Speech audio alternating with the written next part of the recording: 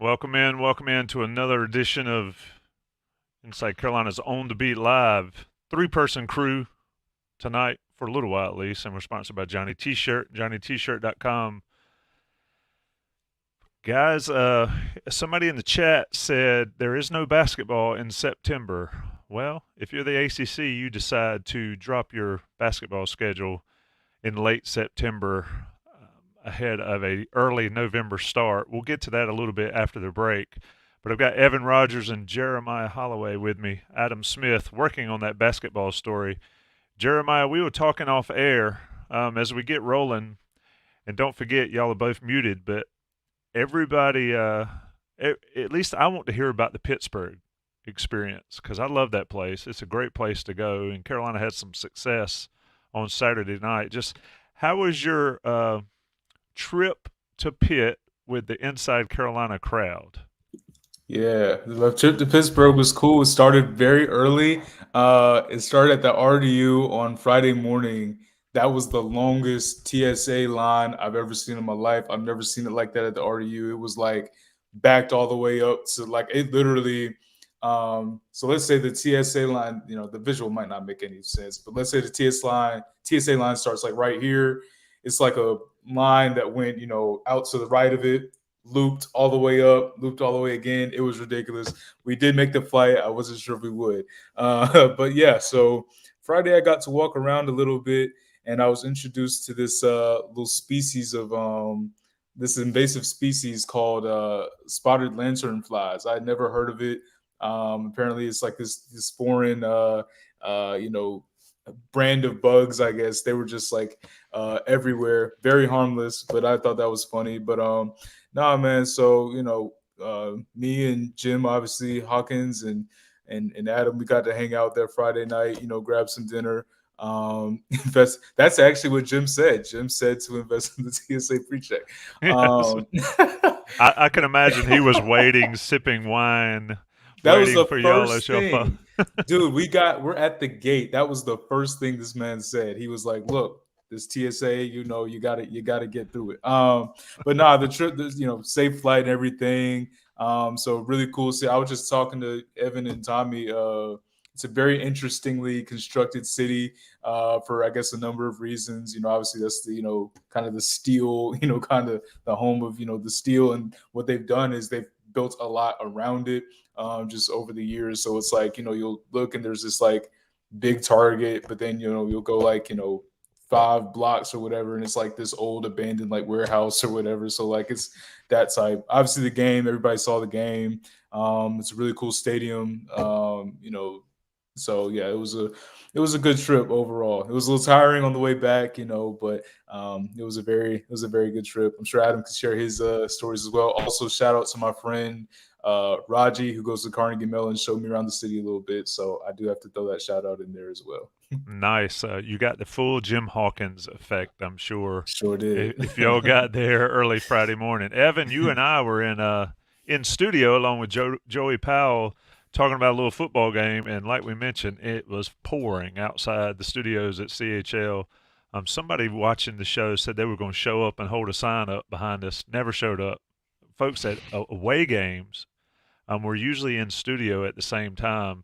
So come by and stand outside, kind of like Good Morning America or whatever those shows were. But Evan, let's get into this ball game and this start of North Carolina. They're 4-0. I think Buck Sanders is the only one of the Inside Carolina crowd that had North Carolina 4-0 at this point. Are you surprised? And is it surprising? Because would they have Drake May, and their defense has shown up some. It's not really surprising they're 4-0 at this point, is it? Yeah, I was thinking about this earlier today, actually, looking at Drake May's stats. And right now, I think Drake's got a 5-4 touchdown to interception ratio. And if you had told me at the beginning of this year, through 4 games, Drake May's touchdown to interception ratio would have been 5-4, I would have thought there's no chance that this team would be 4-0. But that kind of just speaks to how different this team feels and really is this year from last year. I mean, this is a team that through 4 games has really shown that they can win with Drake being Drake with the Minnesota game and into the Pitt game to an extent. They've shown that they can win with the run game showing up against App, and they've shown that they can win with the defense showing up against South Carolina. So watching the team in itself kind of show shades of different ways that they can win. It doesn't surprise me that they're 4-0 at this point in time. And it's really interesting to see how far this team can really go when you think about it, from the offense to the defense to the special teams. There really hasn't been a game where UNC has really put everything together and shown what it can be at full capacity. Jeremiah, when you look at the team, first of all, I want to ask, so I hadn't been in the press box in a while. I used to cover a ton.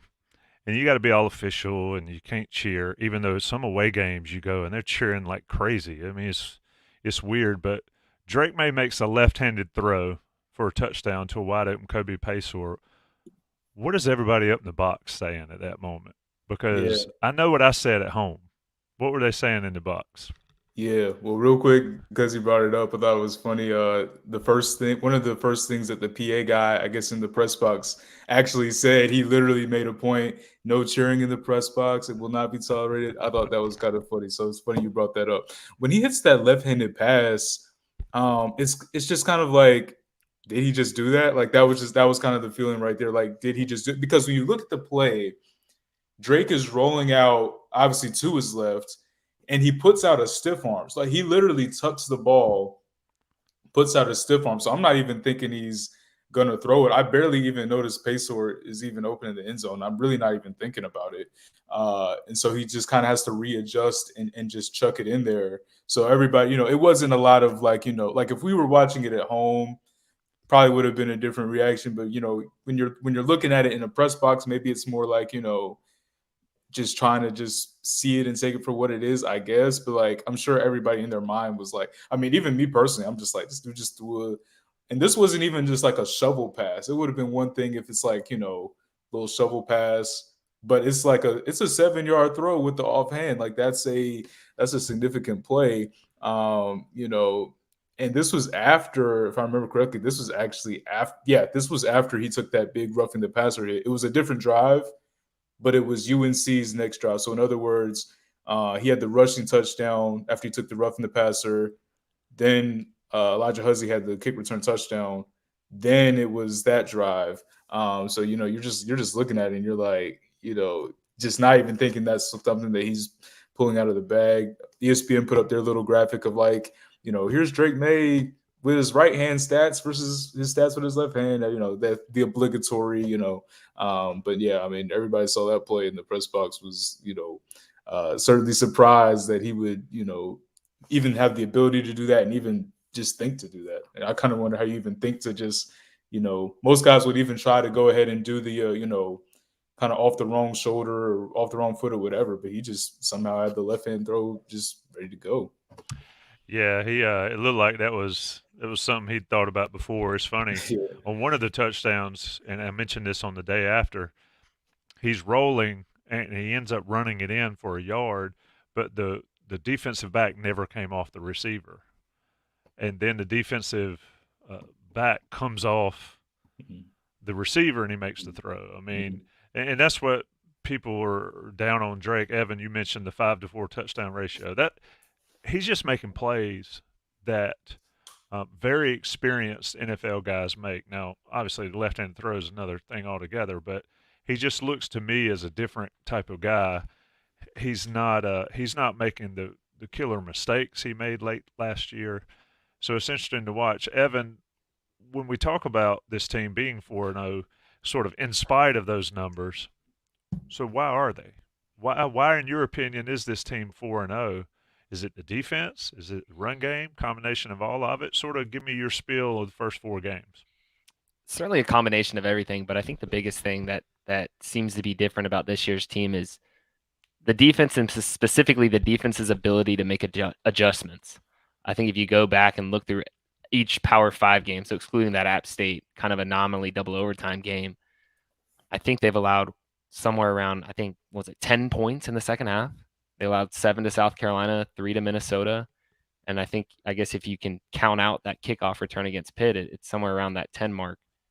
And that shows a lot of the adjustments that this team has made, and the adjustments were on full display in Pittsburgh in particular. I mean, you saw in that first quarter in one play when Pitt scored on the first play of the second quarter that Pitt was having their way with UNC's defense and running the ball and kind of just pounding it down UNC's defensive front seven. And then you see them really make adjustments.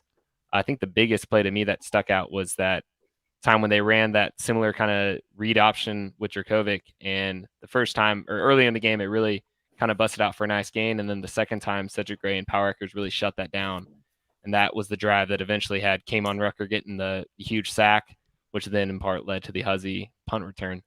So I think a big part of this team being 4-0 is the defensive improvements, and specifically the defense being able to adjust on the fly and execute those adjustments on the fly. Yeah, and shout out to Jason Staples. Somebody mentioned it in the chat. I was going to call it up. Right, there you go. Jonathan Triplehorn. Hadn't seen that name in the chat, but shout out to Jason's breakdown of the defensive adjustments. If you haven't, and if you're not a member of Inside Carolina Premium, I don't know what to tell you other than to do it. Just do it, and get that. Jason breaks it down. He breaks down the giving up kickoff return for a touchdown. He also breaks down the adjustments. Jeremiah, when we talked to these guys, we talked to Gene Chizik, and of course there was no availability this week with the bye week.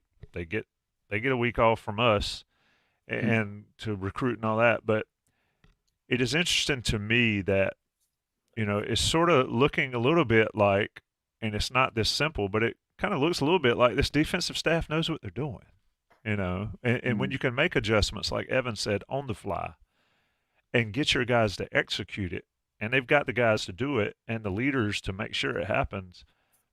That's something that, North Carolina's defense, I don't think anybody expected that. They expected them to be better. Sure. But the adjustment aspect of it, I think, is a pretty big deal, especially going forward. It definitely is. If you're able to, on the fly, adjust in the second. Cedric Gray was talking a little bit after the game about, in the past, they might have been a little bit more frantic dealing with, some of the deficits that they saw. And, dominoes just kind of fall how they do, and it goes from bad to worse. Clearly, that's not something they're doing right now. Clearly, it's like, we see what they're doing. We see what's working. Let's shut it down and stop it. Yes, Cedric Gray did have the little correction on me on the, kickoff touchdown versus second half defense, whatever. But it's true. You didn't give up an offensive touchdown in the second half against Pitt, which is significant because the first two touchdowns they scored were on the first two drives.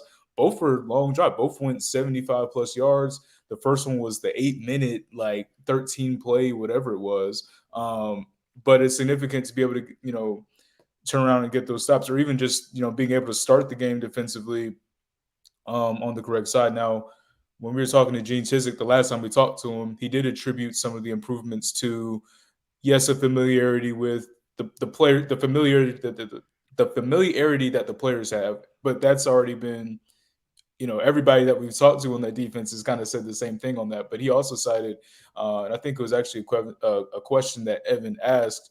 He also cited just the familiarity that the staff has with the personnel. So what positions you can put certain guys in, and what positions that, might not be as favorable, to somebody else. I think some of the additions that they've had, I think Elijah Huzzy so far has been just all over the field. I don't look at it from the same lens of, maybe he should have did this cover. I'm just looking at it like he's just everywhere, and he finally ended up getting a couple of interceptions, both the first two interceptions of his UNC career. So, and then there's also just a lot of experience. Power Echols, this is his second year as a full-time starter, but it's his third year. Cedric Gray's been there for a while. Even Kamon Rucker, he's a veteran player now too, and he's just been almost unguardable in some games that they've played so far. So you just look at all the experience that they have, and you look at the fact that they are, in this new defense. It just seems like this defense kind of suits players' strong suit. I think Kamon Rucker in that jack position, he's taken off. He's made it his thing. You could say the same thing for Elijah Huzzy at star, honestly. But I think, everybody's just in a position where they can fully, I'm not saying this is the best defense in the country. I'm not saying it's best defense in ACC necessarily, but they're giving up 24 points a game and last year they gave up, it was about No, they're giving up 22 right now. Last year it was 30, so that's more than a touchdown difference. That goes a long way over the course of 12 games. That goes a super long way. So you look at the way the defense is playing, especially the improvements in the second half, because they let a lot of games get away from them late last year. If you can eliminate that, you save yourself at least 2 wins off your total. Yeah, looking at North Carolina's, and we're missing John Bowman, producer John, tonight, and he's the one that brings all the stats. So I'm doing the best I can. Carolina's given up 37 points in the third, fourth quarter, and overtime. 24 of those were to App.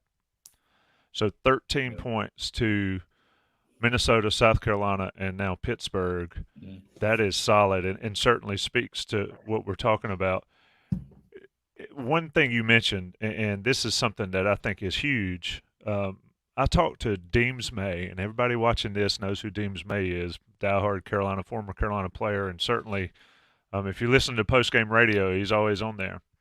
We were walking out of the spring game, and he said that when he was watching the North Carolina defense, the offense, and granted, it's a spring game, but the offense adjusted, and Cedric Gray or somebody held up a fist, and everybody did what they're supposed to do on an adjustment, like on a pre-snap move, and nobody panicked and all. And that's what I'm seeing. James Barrett in the chat says the players are communicating. They are. I mean, that is one thing that was lacking. It was glaringly obvious that was lacking last year. Evan, Jeremiah talks to the veteran leadership and all. We talked about Monachino coming in and helping Tim Cross, but Tim Cross has been getting his guys going as well. Just speak to the veteran leadership. And it goes back to COVID too, right? Because everybody's old. I mean, you got guys out there that are grown with babies and families and all that. But for North Carolina, I think that's really been a huge difference, is not only veteran old guys that have been around long, but veteran guys that have some wisdom and know not to panic when it starts getting sideways. Yeah, no doubt. If you go and watch Cedric Gray play, aside just from him doing his job, watch how many times in pre-snap he's bumping over a defensive tackle or defensive end to get in their gap, just move them over after there's a guy maybe that goes in motion or something along those lines. Cedric Gray is a guy that, you just watch him for one game or one quarter, and you can see he is in total command and total control of not only himself, but everyone else's job. And he's aware of where everyone else is supposed to be at all times. And aside from him, like you guys had mentioned, Power Echols is a guy that last year was a first-year starter. And now this year, that second year is huge. I mean, I think against Pittsburgh, it might have been his highest graded out performance according to PFF in his career. He's a guy that is playing at a really high level, especially as of late. And then when you throw in on the defensive front, you've got Kamon Rucker, a senior, Miles Murphy, who's a senior, Kevin Hester, who's been in the program for a really long time, Amari Gaynor, a graduate transfer, Elijah Huzzy, a graduate transfer, those safeties, and Don Chapman and Gio Biggers are both, 4+ year guys. There is a lot of experience on this defense, and you see that because there have been times, a stat that I think has been asked a lot and a really good question is there's been a lot of these sudden changes, whether it's the Drake May interceptions against Minnesota, the onside kick that South Carolina executed to start the second half. And I think from those, quote, sudden changes, whether it's a turnover or that onside kick, I think the defense has given up a total of 6 points, 2 field goals. I mean, that is really good. I mean, that is a very efficient rate, especially when you consider one of those turnovers was a Minnesota interception that set up, the Golden Gophers inside the red zone. So just across the board, I mean, you see they have experienced guys, from top to bottom, and it really does come all back to Cedric Gray and his ability to really, lead and control that unit. Yeah, this is On the Beat Live. Of course, Jeremiah, Evan, and hopefully Adam as we go. I'm Tommy Ashley. No John Bowman tonight. John Bowman out in California visiting intern to intern. Gregory Hall out there. Saw a cool picture of them. It's a great trip. If you ever get out there, folks are watching this. If you haven't been out to an Angels game, go out there and give Gregory a shout out. Maybe next year, because they won't be making the playoffs this year. Jeremiah, Evan talks about the veteran leadership that we've been talking about. Yeah. And the chat is all about physicality. And this team, and I wonder, and this is a question that Jason and Buck and I and Greg, everybody have talked about. We always talked about complementary football and the defense being able to practice against physical offense. And we saw that in the practices they allowed us to see early in the season. I think that's a huge aspect because the offense gets better running the ball, running that inside zone, and the defense can get better doing that. Just sort of speak to that aspect of this team. They're 4-0. They've played some physical football teams, and they have looked, for the most part, to be the more physical team of the bunch. So when we were out there during training camp, Mac Brown was saying that the offensive line, they're still giving up too many sacks, and then you also know that there's the tension the year before of the defense not getting enough sacks. So I literally asked Mac at one of the press conferences, I'm like, well, Mac, which one is it? Is your offensive line, not up, to the challenge? And are they not set enough, or is it like which one is it? And so he talks about the idea of these one-on-one battles, because you're not scheming against your own defense the same as you would scheme against an opposing defense. So certain guys that you might double in a real game, you're not really doubling as much in practice. Same goes for the defense. I mean, it's just all one-on-one. I want to start defensively. Defensively, they talked a lot about Kamen Rucker over the fall and how unblockable and unguardable he was. So I think from a defensive standpoint, that was just a problem. That was just already something that and that's coming to fruition now. But I think when you look at the offense and the offensive line, they've had some injuries up there too. So they've had to shuffle a little bit. Obviously Willie Lampkins missed the last, I believe, 2 games now. Dago Pounds has had to play a lot. He's a younger guy. He's had to play a lot. But most of those other guys have kind of been able to be out there. They've run the football pretty well. Now they struggled the first 3 quarters to run it against Pittsburgh. So those first 3 quarters, it was mostly, the passing attack was really hurting them. But, eventually later, because they only ran the ball, I believe, 1 time in the 3rd quarter. Then in the 4th quarter, they ran it a lot, and they actually found a lot of success running the ball. Now those first 2 games, obviously, ton of success running the ball. So I think the improvement in the run game a lot has been because Amari Hampton's been more consistent, and British Brooks has been, available. He did miss the App State game, but other than that, he's been pretty available. So yeah, I just when you talk about a physicality standpoint with this team, I mean, it's there. Like, they're able to kind of compete with it. That Minnesota team, we talked about it last week, and maybe even just leading up to the Minnesota game. That's just a giant offensive line that they had to deal with on the defensive side. They did pretty well with it. They were able to get, I think they got the 1 sack. They got 1 sack in that game, and then on both sides of the ball. I mean, you look at Minnesota and Pittsburgh. I mean, those are some really physical teams that they've been able to contend with and win by multiple touchdowns. So I think that bodes well. They will play more talented teams down the line. Like, there's no question about that. They come off the bye week against the undefeated Syracuse team. They still have Miami. They still have Duke. They still have to go to Death Valley. So there's more talent. There's more talented teams. They're probably more difficult opponents. But I think from a physicality standpoint, if you can win the game in the trenches, which they've really been able to do, I'd say for all 4 games. I know App State got some good running success, but I would still give North Carolina credit. So if you can win that game in the trenches, I mean, you're and you can throw it as well as you do, you're a dangerous team. Yeah, Marion Hampton, 4 games in, he's averaging 95.8 yards a game, 7 touchdowns for Hampton. I see Duke running back that has that many. Evan, anything left on the 4 that we've gone through? North Carolina has a schedule coming up starting with Syracuse. People in the chat saying, is Syracuse for real? Syracuse has Notre Dame, Carolina, and Florida State back to back to back, if I'm not mistaken. I guess we'll find out. Clemson this weekend at home. Yes, they've got Clemson. Yes. So, first of all, 4 games back. Last thoughts on that, and then looking ahead, what do you see from North Carolina starting with Syracuse? Yeah, just kind of to piggyback off that point about Kamen Rucker that Jeremiah made. I think I saw earlier he has 18 quarterback hurries so far this year through 4 games.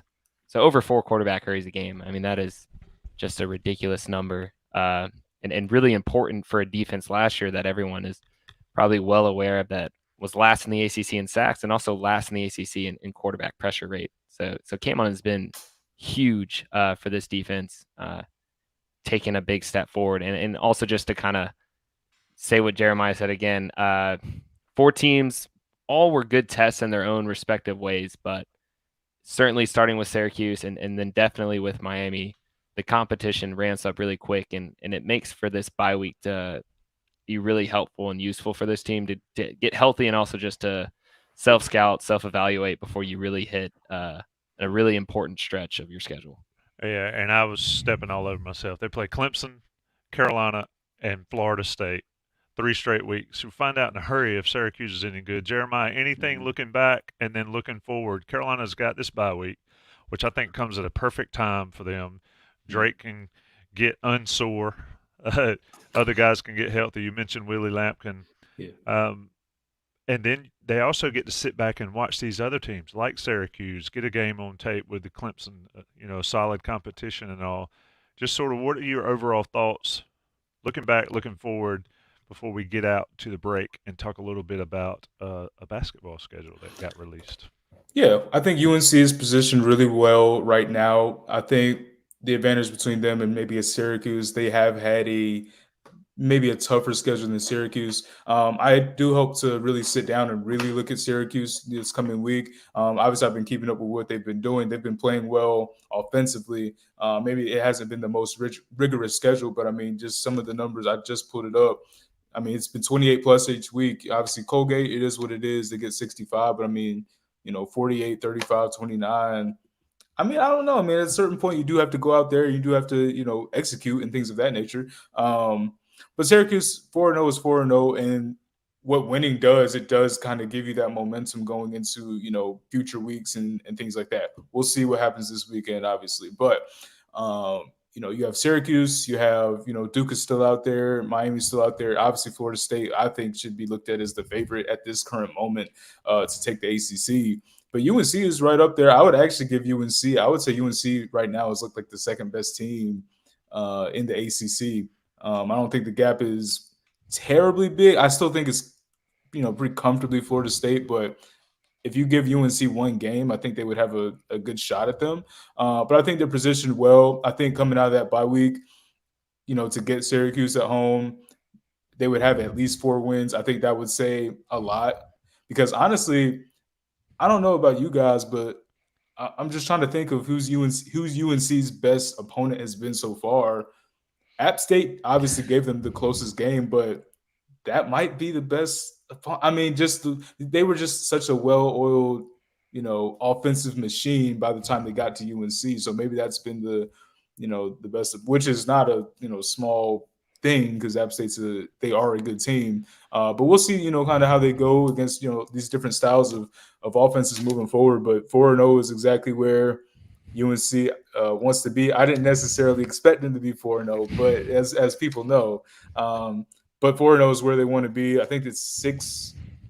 I think they're one of 6 teams that's 4-0. They do have the advantage of having a conference game. Syracuse does not yet have a conference game played as of today. So I think moving forward, UNC is just going to have to kind of keep, step with what Florida State is doing. Don't drop the easy ones. Take advantage of the ones that you can take, and we'll see where they go from there. Quick stat, real quick, that I forgot to mention. You got stats. You got stats. So I'm taking over John for the night. People talking about Willie Lampkin being out, and Pro Football Focus does this really cool thing where it does rushing yards by direction. So the gap between the center and the left guard where Willie lined up for the first 2 games against App State, UNC had 8 rushes through that gap for 141 yards for an average of 17.6 yards per carry. Obviously, Amari Hampton's 68-yard rushing touchdown is included in that mark. Against Minnesota, in that gap, they had 1 rush for 2 yards. And then against Pittsburgh, they had 6 rushes for 5 yards for an average of 0.8 yards per attempt. So that is someone that I think, despite his size, when you look at him, he is definitely a very important piece that needs to get healthy and get back on this offensive front just to increase the overall physicality and really help the run game kind of get back to what they showed us those first 2 games. That's a heck of a number. Look, for PFF power ranking, Syracuse is 36th. Strength of schedule so far for them is 111. The remaining schedule is 49. By contrast, North Carolina is 12th in PFF power rankings. Strength of schedule to this point is 6th in the country, and they have the 86th strongest schedule remaining. Just by comparison, Alabama's strength of schedule up until this point is 8th. Florida State's is 7th, and neither one of them have much left. Kentucky, just for giggles, Kentucky is the 17th ranked PFF power team. That is old Devin Leary's team. 125th schedule thus far. Kentucky's remaining schedule, first in the nation. Wow. Devin Leary. Shout out to the SEC East. Welcome to the SEC, Devin Leary. Hope you survive it. Anyway, let's talk about Johnny T-Shirt, johnnytshirt.com. It's On the Beat Live. And, of course, this is one of the many shows they're sponsors of. They take care of us. They take care of you, especially if you're an Inside Carolina Premium member. I've already told you about Jason Staples' breakdowns. Worth the price of admission. But then you get Don Callahan and all the football recruiting. You get Sherelle and all the guys on the basketball side. Just a ton of stuff that you can get. And you get to hang out on the Tar Pit Premium message boards and the UNC Basketball Premium message boards. And it's as cheap as it can be. And if you shop at Johnny T-Shirt, you get your money back virtually every month. It's getting cooler. The leaves are starting to turn a little bit. You got to get your gear at Johnny T-Shirt. Get the sweatshirts, everything you need there. Take care of them. Alumni owned and operated. I shop local. You should shop local. Johnny T-Shirts, easy way to do it. Even if you live on the other side of the world, other side of the country, go to johnnytshirt.com. 10% off if you're that premium member. National guys will pay the bills. It's On the Beat Live. We'll be right back. Okay, guys, On the Beat Live. A lot of people don't want us to talk football or basketball. I think we need to. But I will say, if you're in the chat, drop us questions. We'll talk about this basketball schedule for a minute, and then we'll have Evan and Jeremiah answer your questions. But Jeremiah, the schedule drop, nailed it on the women's side. But what I've seen from North Carolina men and women, they're not ducking anybody. They're playing all the tough games. Let's talk about the men here. South Carolina coming. When is that game? South Carolina coming to play the women. For the women, that is November 30th. That is the ACC SEC Challenge. That will be something to see South Carolina come in there. Who knows where they're ranked? Who knows where Carolina's ranked at the time? But that game will be huge.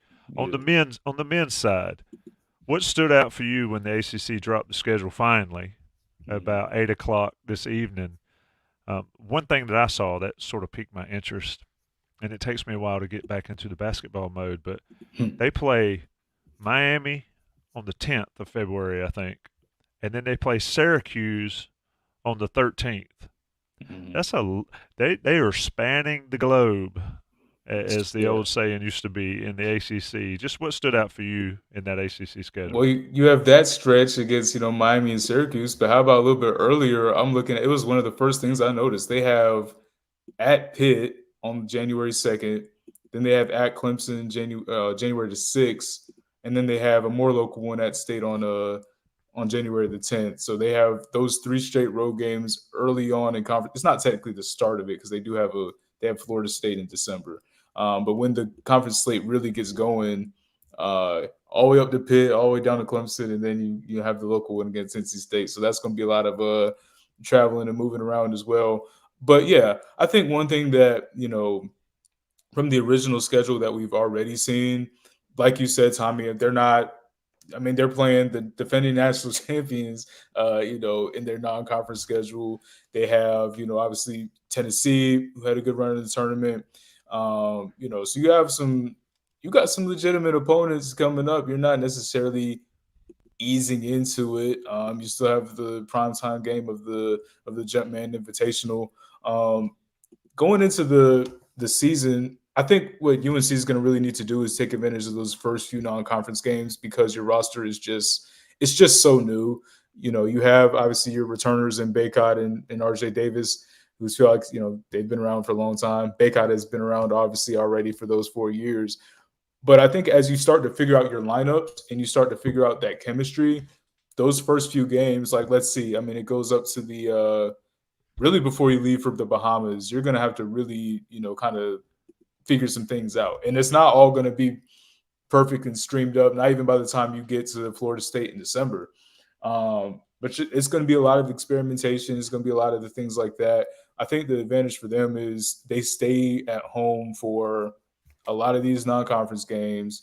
Charlotte's a little bit of a drive, and then you have obviously Kentucky and UConn. Now you have a decent gap. Oh, Adam just pulled in, but you have a decent gap between UConn and Kentucky to get your bearings together. I don't know, but yeah. So I mean, it's there, it's out. I remember talking to me and Adam would kind of talk a little bit too. We're like, man, they really doing shows for these these schedule releases. It's like kind of filling the TV space on us a little bit. But I mean, it is interesting to see where they go and when and and all that stuff. But just first glance, my main takeaway is they're not gonna be able to ease into their new lineups and things like they maybe want to, and that'll just be there'll certainly be an ongoing process. They'll probably, whenever they do kind of hit a stride, it might be midway toward conference season, who knows? But I'm definitely interested to see how everything plays out. Adam Smith joins us. He has been just kicking out the content on Inside Carolina. Adam, we've already talked about football. We might talk about football again if the questions in the chat do it. But this basketball schedule, to Jeremiah's point, I mean, you start off, you got Radford, Lehigh, and UC Riverside out of the gate, but then they jump in feet first. So my first question to you is, Iron 5 or not? Oh, God. I had to do it. Warm me up, baby. I know there is no warm up, man. Let me get a couple trips up and down the court before you're feeding me. No, but seriously though, they've got those games to sort of, and I know they practice all the time, and you build chemistry in practice and all that. But let's be honest, if you were asleep for the past 24 months, you'd recognize Armando Bacot and R.J. Davis, and that's it, pretty much. It is just crazy seeing the turnover. How do they sort of mold it into live action when the games start? As soon as November 6th. That's the challenge, TA. I mean, that's the what have we called it? A complete roster overhaul. And Sherelle was telling us the night they turned down the NIT bid, the night they didn't make the NCAA tournament, the night they turned down the NIT bid, our guy Sherelle McMillan was saying this is going to be a roster overhaul, which he had been hearing. But yeah, you turn on ACC Network tonight. I'm trying to see a schedule. They got Joel Berry's baby up there. Did anybody see that? I'm like, what's that baby's got a hairy back? What is going on here? Like, where are the games? The old ACC Network. Anybody seen the targeting call on Tayon Holloway yet? I have not. People in the chat. Anyway, I digress. Basketball schedule. Have we been over that? Well, somebody asked in the chat, do we know anything about the Tayon Holloway ejection? I don't know anything. I mean, I was saying to Jeremiah up there, if you're going to get targeting, it couldn't happen at a better time. 8 seconds left in the first half. Yeah, exactly. You're only going to miss the second half. Like 8 seconds into the second half, you got to miss the whole first half of the next game. You know what I mean? Ideal targeting. Go ahead. Basketball schedule. Stay focused. I was about to say, dude, have you talked about that? That reminded me, Drake basically said the other night, like, the one dude, whoever he was, 50, was like hit him with a cheap shot to the face when his ears were ringing or whatever. But anyway, basketball schedule. I saw the same thing you did, Tommy. I saw your comment. What is it? The Miami to Syracuse trip, tip to tip. I mean, it's just crazy. It is wild. It is wild. They late in the season last year, they played at Notre Dame late February. And that was an awful shooting night, and they barely survived that one. Terrible shooting night. But the legendary Jim Hawkins and I left out of South Bend. It was literally snowing. We were worried that we weren't going to get to take off. And then like 3 days later, we're in Tallahassee for an FSU game. It was like 85 degrees. It legit was. I was in shorts, I was like, God, we're having lunch. I'm like, it is so hot out here. My God, my old pastiness just melting. But, I mean, you can parse this a whole lot of different ways. I think I'm looking at it here. They don't play a true road game, which is something you usually a needle usually stick in the Blue Devils down the road because they never play a true road game until conference play. They don't play a true road game until January 2nd at Pitt, but they play all these neutral site games, which we did know about. The Battle for Atlantis. You're playing UConn in Madison Square Garden like 3 days after your ACC opener. That's going to be a tough task. You got Kentucky in Atlanta. That's an easy drive for Big Blue Nation. I mean, you all remember what was it? Memphis looked like when Luke May hit the shot against Kentucky. That thing was like 60 or 70% BBN, Big Blue Nation. Oh, let me tell you, I can go back to 1995 when Carolina had to go to Birmingham when they had Rasheed Stackhouse, right? Yep. And we were down there. I probably said it's a long drive back to Owensboro more times than I've ever said anything when I was yelling at those Kentucky fans. But that was in another life. That entire place was Kentucky. In Birmingham? There. I mean, like, the North Carolina Birmingham. The North Carolina Tar Heels. I'm talking about how they travel. Yo, gosh. The North Carolina Tar Heels, it's like, rah, rah, rah. And then it says, and the Kentucky Wildcats. And it's just like. Yeah, they invade a place. It's like back to your point. We are on. Adam comes in. Yeah.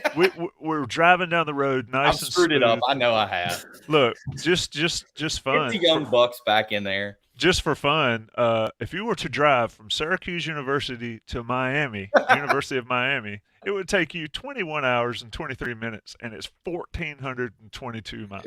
Jeez, man. What a trip it could be. So I think y'all need to do it. I think we need to rent a car, IC team, it would be a fun story. We'll do Jim Hawkins would not go for that. Jim Hawkins will fly first class and see. He would not go for it. Dude, Adam, we were talking about some of the little travel experience with Jim. Somebody in the chat mentioned the TSA pre-check, and I was like, "That's the first thing Jim told us when we got to the gate." Jim does go back and listen to these, so I hope everyone was complimentary as they should be. Of Diamond Jim. Oh, hey. He's amazing, but you better bring your wallet because you're going you're going out. And shout out to Dodd and all them. I saw Jim. Visiting my crew up there in Pitt. Anyway, how do we get this back? Evan, this is how we roll. I'm sorry, man. It's just like, I don't know what we're talking about. Go back to what you were talking about, the true road games. When is that? Is the first true road game at Pittsburgh? Pitt, January 2nd. Yeah, so they go through 2 months of the schedule without a true road game now. I counted it up. I believe it's 42 days between ACC home games. They played December 2nd. By the way, this is the same day that the ACC football championship is in Charlotte when they play FSU in basketball. Just file that away. Interesting double, potentially. File it again. Yeah, all hands on deck. File that one away. I believe it's 42 days between December 2nd and January 13th, which is their second ACC home game. There's a 3-game road stretch. At Pitt, at Clemson, at NC State, early in ACC schedule, early January. That's that'll be testy. Little January 2nd at Pitt, ringing in, getting the New Year's scraps up there. But obviously, the 2 Duke games, both 6:30 starts on Saturday nights, which you would expect, obviously. Do have to go to UVA, where they haven't won since February 2012. It's an 8-game losing streak at UVA that they will snap. Evan, what were you doing in February of 2012? I was 8 years old. There's no way. Right, February 20. I was probably playing some rec basketball, 2-time rec champion. So I was probably on my way to my first title. Oh my God! Mute yourself again. Good Lord. This is killing me. To your point, Adam, I mean, 2012 is a long time ago for the last win, and they only get Virginia there. They don't get the return visit. That's what I don't like about the ACC schedule, but that's yelling at clouds again. They have to get. They don't go to Wake, which I noted in the story, where they've gotten absolutely blitzed the last 2 times they've gone. I mean, I know going to Wake is not exactly like going to Virginia or Duke, but it's been a little bit of a house of horrors for Carolina the last 2 years. You know, they have home and homes with Miami, Syracuse. I mean, Miami, by the way, as we know, went to the Final Four. They played Miami twice, Syracuse twice, Duke twice, State twice, I believe Clemson twice. So I noted, now I looked this up. I hope this is correct. I looked at it hard. That I think I sent you guys a note. They don't play an in-state. UNC men's basketball does not play an in-state opponent this season for the first time in 24 years. That's kind of crazy. Yeah. Like, how do you let that happen? You know what I mean? Like, non-ACC teams you have in this state. Yeah. So anyway, it's interesting. They do St. Aug on exhibition. That's pretty cool. Shout out for them doing that. But yeah, to your point, the schedule is. I mean, you don't really know how good these teams are going to be. That's why the transfer portal. Once upon a time, Evan specifically, you know, before the transfer portal, you would know what teams would be like year to year, and you didn't really have to do a ton to prepare, like, and have a conversation like this, because you knew NC State's going to have so and so back, Duke's going to have so and so back, and all that. Well, now it's hard to know who's even on the rosters. And that's what sort of changed everything up. I do think it's cool. What do we think about, Jeremiah, what do you think about this ACC SEC challenge as opposed to the Big Ten challenge? I think that is – I kind of like that switch up because the Big Ten challenge just had gotten stale over the years. Well, man, I don't know. At what point is UNC going to be on the other side of the ACC? No, I'm just kidding. I'm not going to start that today. I'm not going to. Maybe it's the SEC challenge. Yeah. That's cool. Nah, I'll leave that alone. But I mean, you get Tennessee for for this year. This is a team that I'm trying to remember exactly where they got. They at least got to the. Pardon me for not remembering, but I believe it was the Elite Eight last year. Is that correct? Duke. They beat Duke. Yeah, because they had beat Duke in the Sweet 16. Yeah, they had beat Duke to get. Yeah, that's correct. I think that's a good one for them because a lot of the angst last year. Obviously, I wasn't around, but I kept up with it. Of not having a certain amount of quality wins and things like that. Tennessee is a great opportunity, especially the fact you get to host them. That's a great opportunity to at least take a swing at a win like that against a team that was very successful last season. So, but yeah, in regards to ACC, SEC, I mean, I like it. I like the regional kind of aspect of it. Well, I guess in theory I do. Some of these teams, they kind of, all over the place now in some of these conferences. But, Tennessee, that's a team that, at least football-wise, you really recruit against and things like that. So, it's kind of nice to have the local aspect of it. I do think I agree with Tommy. You had the Big Ten challenge. That ran its course. It was cool for when it was there. I do remember watching some of those games. And you do like to have the, kind of unfamiliar opponents when you can get them. But I think the fact that they're switching it to SEC, I think it's, a good time to, kind of get something new, to get something fresh in there. Like, why not? I think SEC basketball really is on the rise a little bit. I think a lot of times, you didn't associate it as much with basketball, but now I think you're looking at it a lot more from a basketball sense and a basketball context. Maybe the portal has a little bit to do with that. I don't know, but I think it's good to be able to switch it up and start getting some SEC teams in there. Get in here, Adam.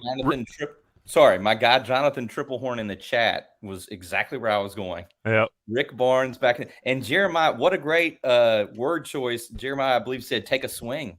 That it will be physical. And Rick Barnes, the native of Hickory, North Carolina, who once coached Clemson, and as those of us of a certain age, no fault against you guys for being young and handsome. There was a time when Dean Smith and Rick Barnes were called to ACC Commissioner Gene Corrigan's house. Not John Swofford, not Jim Phillips, but Gene Corrigan, who is the father of Boo Corrigan, NC State athletic director. and told to settle down. Yeah. I still remember Dean yelling at Iker Turbe. Yeah, oh man. and then Dude, right? From I mean, it was look, Rick Barnes. Look, a lot of people hate him. Yeah. I find it fascinating that the man has literally coached his entire career, and he ain't had to buy anything different colors. That's Tennessee, Texas, and Clemson. I mean, he just kept the orange blazer. Anyway, sorry to step on you. And George Jenkins miss old Lenny Wirtz and Paparo. I just thought about when I saw that it was Tennessee in the ACC SEC Challenge. I was like, well, they'll, for a certain age of Dean Dome spectator, I believe they will welcome Rick Barnes back in a certain way. It'll be interesting to see. You know, I bet you Roy will be down there giving him the business at some point way before tip off. You know, so. But anyway, that's just a thought I had especially when I heard Jeremiah say take a swing. Yeah, there will be, you know, and I don't dislike Rick Barnes. I think he's gotten a lot older though. You know, his age is starting to show. But yeah, his teams were always something, and it wasn't too many times you saw Dean fired up like that. And I'm sure it's on YouTube somewhere. Evan, get in here on this basketball schedule.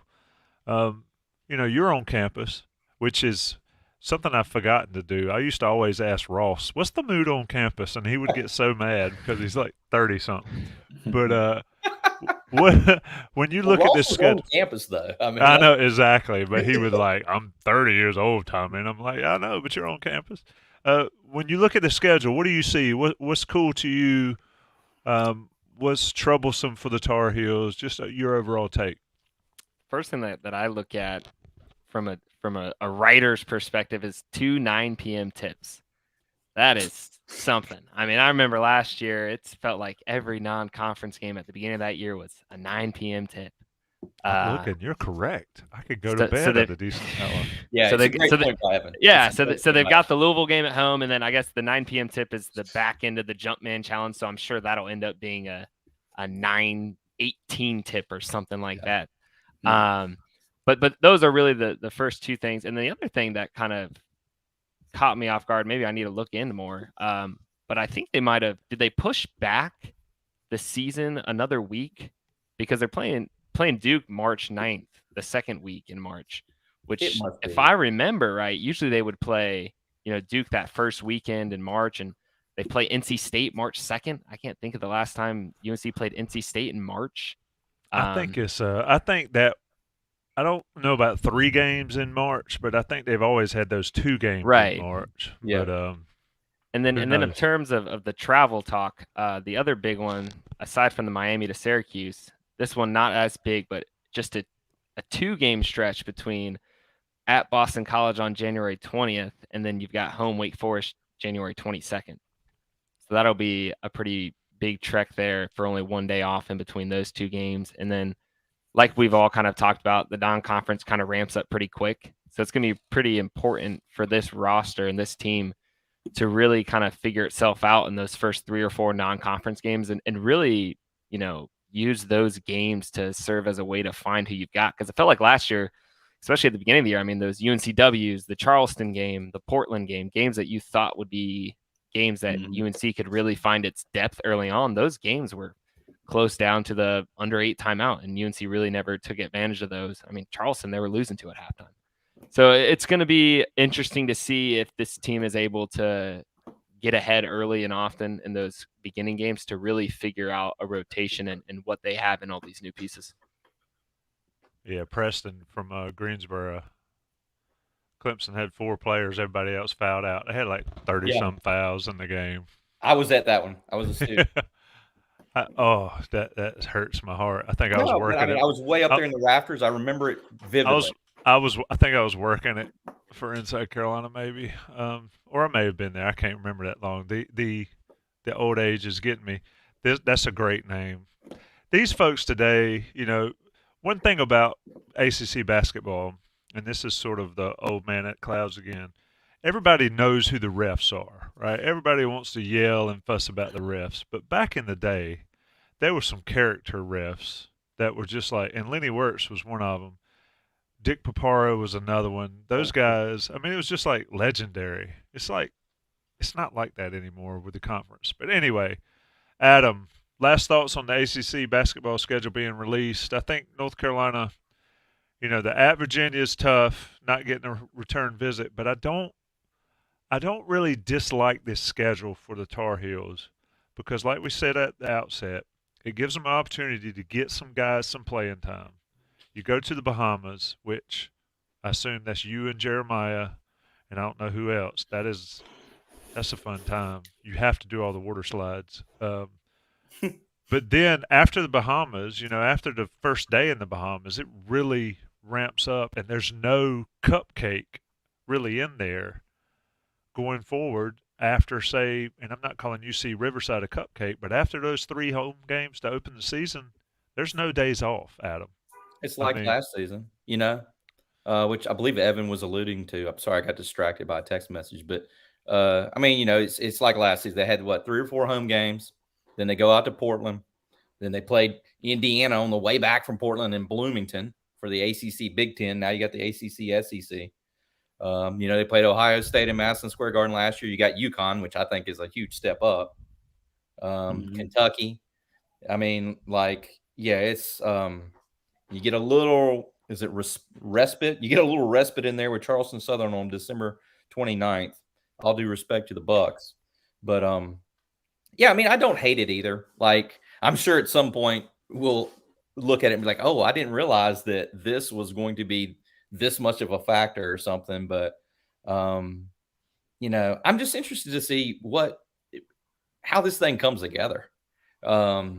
I was trying to look and see when Cormac Ryan would play Notre Dame. You know what I mean? But it's late in the year. And I believe if Stanford made it all the way, well, Carolina could play Stanford in the Bahamas. Yep. So that could be, the guy's name's slipping my mind, Harrison Ingram. I want to say Harrison Barnes. He could play against his old team. I remember when we thought Caleb Love was going to Michigan. Michigan's in the Bahamas. I was like, ooh, yikes. That would be very interesting. Would be. But I mean, I think you'll know. I think you have a really good sense of what Carolina has by the time Christmas gets here. I think Kentucky, UConn, the Bahamas, I think that's going to tell us a lot. And, it's interesting, I guess, that they don't have the 2 ACC games before Christmas. They played 3 before New Year's last year when you count Pitt. Pitt was on December 30th. So it's front loaded with the non-conference stuff, and there's plenty of ACC challenges there on the back end. So we'll see what happens. It's going to be, again, December 2nd. What could be going down? Yeah, I was trying to look at the schedule. I don't see a bye week in there after the New Year. 2, 6, 10, February 17th. February 17th. There you go. There you go. There's their bye week. Yep, I missed that. Good job, Evan. They'll need it after going at Miami, at Syracuse, and then home to Virginia Tech, and then turn around and play Virginia. Jeremiah, final thoughts on the basketball schedule? And let me throw up this question in the chat because I think it's a funny one. And it's right up the On the Beat Cruise alley. Who finishes higher, the men or the women? Ooh, loaded question. That's a good question, man. Shoot.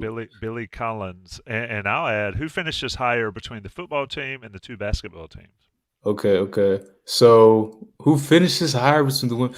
I'm going to say the women do finish slightly higher in their rankings than the men because they have more returning pieces to build off of kind of what they did last year. So they're probably going to start with a little bit of a leg up just because they've kind of had some of those returning players get back. They've had some change too, but I think that. And what was the second part of that?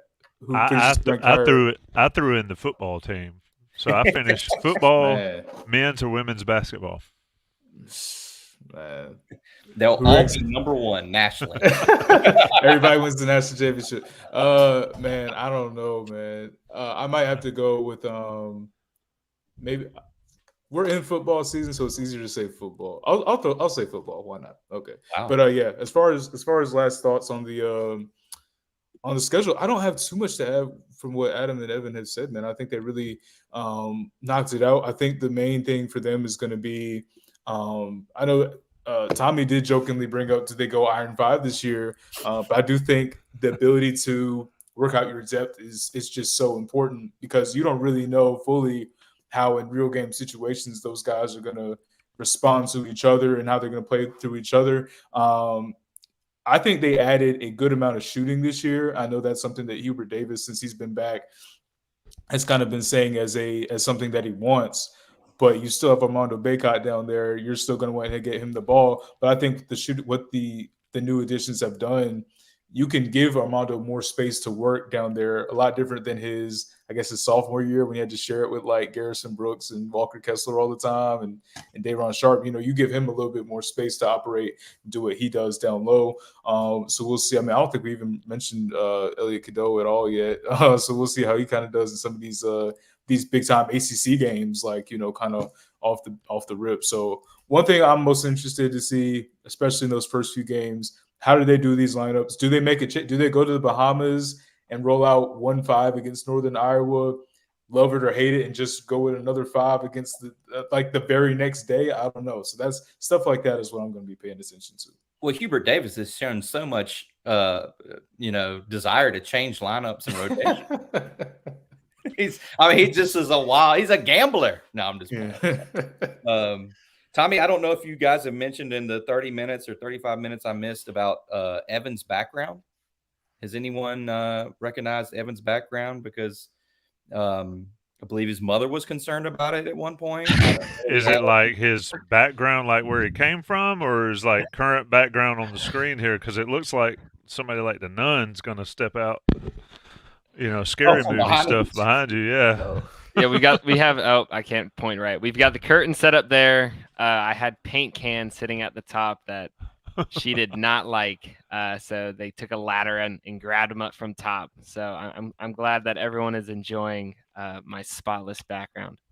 Everybody pays attention to everything. I low-key didn't even notice it. There you go. She's the most important. We're going to get Jeremiah some art back there. We're going to at least throw a schedule. Throw up get a whiteboard and just write a bunch of random stuff on there. I've been procrastinating it, man. I went to the Center Fest down in Durham a few weeks ago, and I did get a couple things of art, man. So I just have to figure out where to put that, and then where to put my computer when I'm doing these these podcasts, man. I might do a Willie Stargell shirt in Pittsburgh. I did. Oh man, if I would have did my laundry in time, I would have actually wore it on here. I need to do like Doc Staples and just do like a virtual background or something, put myself in Wakanda or something like that. Somebody will complain. Somebody complained about Jason's changing backgrounds last year, and I'm like, really? Listen to the words, not what you see. Anything left, boys? It's been a spirited On the Beat. It's an hour and 3 minutes in. It's always fun to get together and shoot the breeze with you guys. So Joey always says 2 pennies, and it can be anything with Sherelle and Sean. So I'm going to do 2 pennies. I'm going to steal it.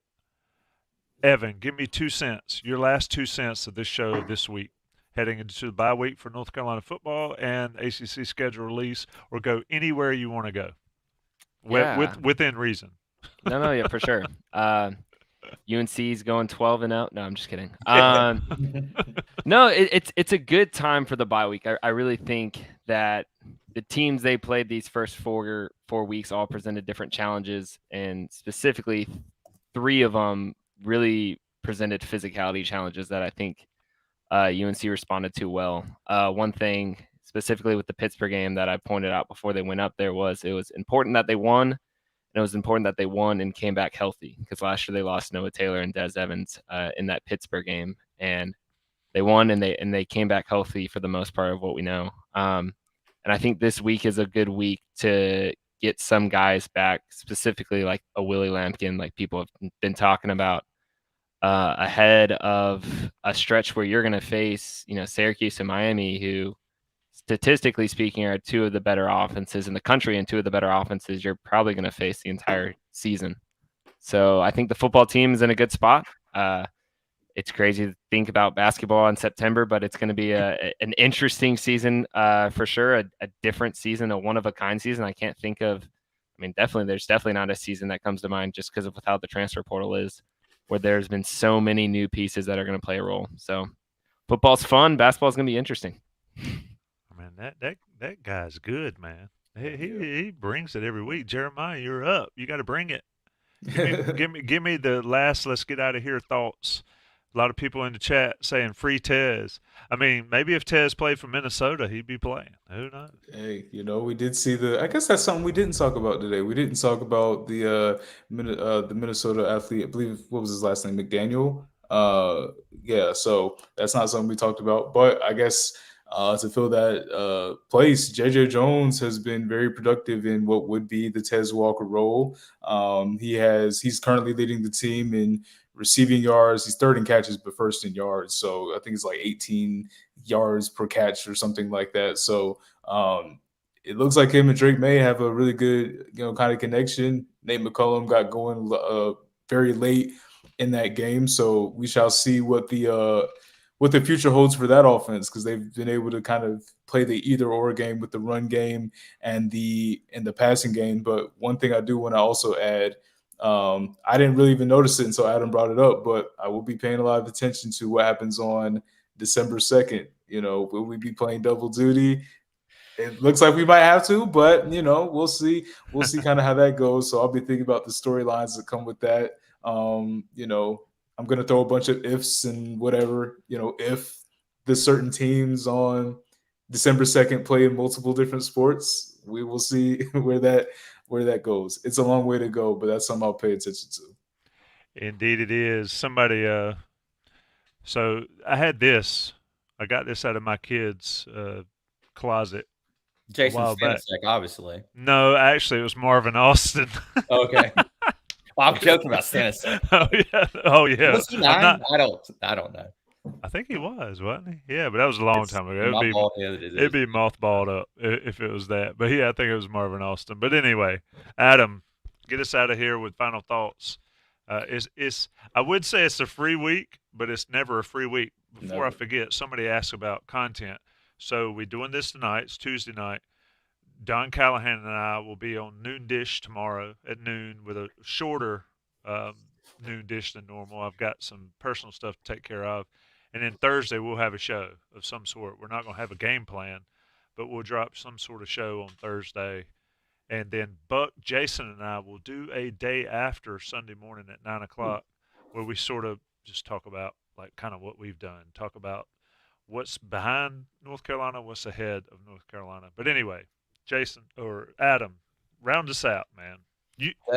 Your laugh is soul healing, as somebody said in the chat. Man. So carry us through. Yes, I don't know if everyone that I know would agree with this, particularly my children. But the interestingly enough, that December 2nd FSU basketball game is scheduled for 2 p.m. and obviously the football game's at 8. If whoever's playing for the ACC title, my 2 pennies would be this on football. Because I am, as Evan said, it's crazy to be thinking about basketball into September. But I mean, I'm all in football mode. I need to be able to shift gears here. But obviously, USC is on its open date this week. So is Miami. When UNC comes off the bye, they play Syracuse, which I don't think is going to be an easy proposition, but I think they should win that game. Miami comes off its bye playing Georgia Tech. So, it's like a similar rest schedule, a similar like getting back into it schedule. I think those teams are going to be 5-0 playing each other. What day is it? October 14th in Chapel Hill, North Carolina, USA, which it could be magnificent around Kenan Stadium. You got live action, I believe, October 13th, which is the night before UNC Miami. So that's my thought. I think we're headed toward, I know that November looms for Carolina in football. Duke, Clemson, NC State, rightfully so, it looms. But I think this Miami thing, I think that's where we're headed toward that. A 5-0 UNC team, obviously nationally ranked, and a 5-0 Miami team, nationally ranked. I mean, I think UNC has played some pretty decent competition, have not played a nationally ranked team yet. So I think we could have us a top 25 battle of unbeatens Beneath the Pines in Keenan Stadium on October 14th. Those would be my 2 cents. Also, appreciate you guys holding it down. I'm sure you guys did a fantastic job.